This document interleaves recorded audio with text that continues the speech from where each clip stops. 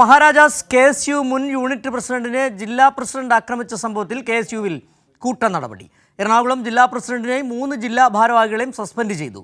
ജില്ലാ പ്രസിഡന്റ് കൃഷ്ണലാൽ, ജില്ലാ ഭാരവാഹികളായ അമർ നിഷാൽ, സഫ്വാൻ, കെവിൻ എന്നീ ജില്ലാ ഭാരവാഹികൾക്കാണ് സസ്പെൻഷൻ. കൂടുതൽ വിവരങ്ങളുമായി ഇപ്പോൾ തിയോഫിൻ ചേരുകയാണ്. തിയോഫിൻ, അന്ന് മദ്യപിച്ചെത്തിയ ശേഷമാണ് ഈ ജില്ലാ പ്രസിഡന്റിനെ മറ്റൊരു പ്രസിഡന്റ് മർദ്ദിക്ക സാഹചര്യമുണ്ടായത്. മാത്രമല്ല, ഇതുമായി ബന്ധപ്പെട്ട് ഉയർന്ന ചില വിഷയങ്ങളുണ്ട്.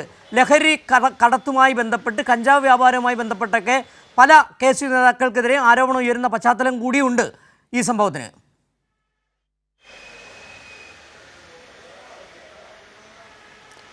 സിജു, തീർച്ചയായും അത്തരം ആരോപണങ്ങൾ കൂടി ഉയരുന്ന അതായത് ലഹരിയുടെ പശ്ചാത്തലം, മദ്യപിച്ച് സംഘർഷമുണ്ടാക്കിയെന്ന പരാതികൾ, ഇതിൻ്റെ എല്ലാം പശ്ചാത്തലത്തിൽ കൂടിയാണ് ഈ നടപടി ഉണ്ടാകുന്നത് എന്നത് ശ്രദ്ധേയമാണ്. ഒരു കാര്യം വ്യക്തമാണ്, ഇത്തരത്തിലൊരു പ്രശ്നമില്ല, സംഘർഷമില്ല എന്ന് പറഞ്ഞിരുന്ന KSU സംഘടനാ നേതൃത്വം ഇത് സംഘർഷമുണ്ടായി എന്ന് സ്ഥിരീകരിക്കുന്നത് കൂടിയാണ് ഈ നടപടി.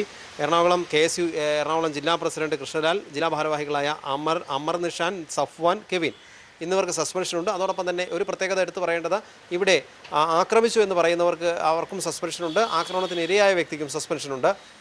മലപ്പുറം ജില്ലാ സെക്രട്ടറിയും അതോടൊപ്പം തന്നെ മഹാരാജാസ് കോളേജ് മുൻ യൂണിറ്റ് പ്രസിഡന്റ് കൂടിയായ മുഹമ്മദ് നിയാസിനെയാണ് ഇവർ സംഘം ചേർന്ന് മർദ്ദിച്ചത്. ഈ മർദ്ദിച്ചു എന്നത് ഈ നിയാസ് KSU സംസ്ഥാന പ്രസിഡന്റ് അലോഷ്യസ് സേവ്യറിന് പരാതി നൽകിയിരുന്നു. ഈ പരാതിയുടെ പകർപ്പ് KPCC പ്രസിഡന്റ് K സുധാകരൻ, അതോടൊപ്പം M Liju, DCC president Muhammad Shiyas, അതോടൊപ്പം NSU നേതൃത്വം, ഇവർക്കെല്ലാം ഇതിൻ്റെ പകർപ്പ് അയച്ചിരുന്നു. ഇതിൻ്റെ തുടർച്ചയായാണ് സംഘടനാ നിർദ്ദേശപ്രകാരം, NSUവിൻ്റെ കൂടെ നിർദ്ദേശപ്രകാരം ഒരു ആഭ്യന്തര അന്വേഷണ കമ്മിറ്റിയെ വെച്ചു.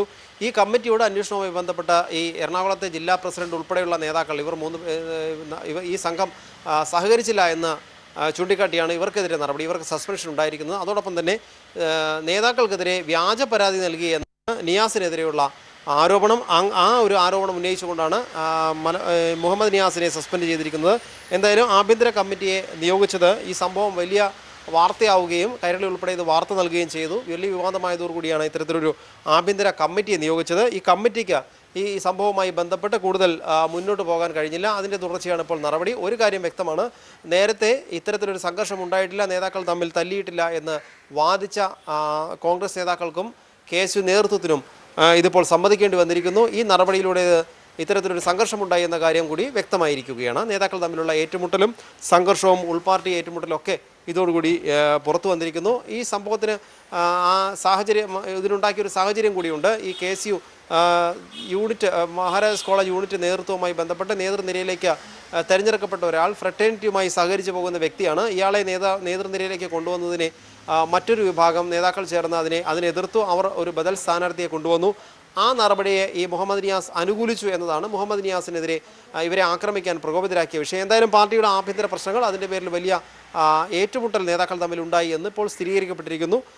ആക്രമിച്ചവർക്കെതിരെയും അക്രമത്തിന് ഇരയായ നേതാവിനെതിരെയും നടപടി ഉണ്ടായി. ശരി, തിയോഫിനാണ് കൊച്ചിയിൽ നിന്നുള്ള വിവരങ്ങൾ നൽകിയത്. എറണാകുളം മഹാരാജാസ് കോളേജിൽ KSU ഭാരവാഹികൾ തമ്മിൽ കൂട്ടത്തല്ലുണ്ടായ വിഷയത്തിൽ എറണാകുളം ജില്ലാ പ്രസിഡന്റ്, KSU എറണാകുളം ജില്ലാ പ്രസിഡന്റും 3 മുൻ ഭാരവാഹികൾക്കെതിരെയും നടപടി, സസ്പെൻഡ് ചെയ്തിരിക്കുന്നു.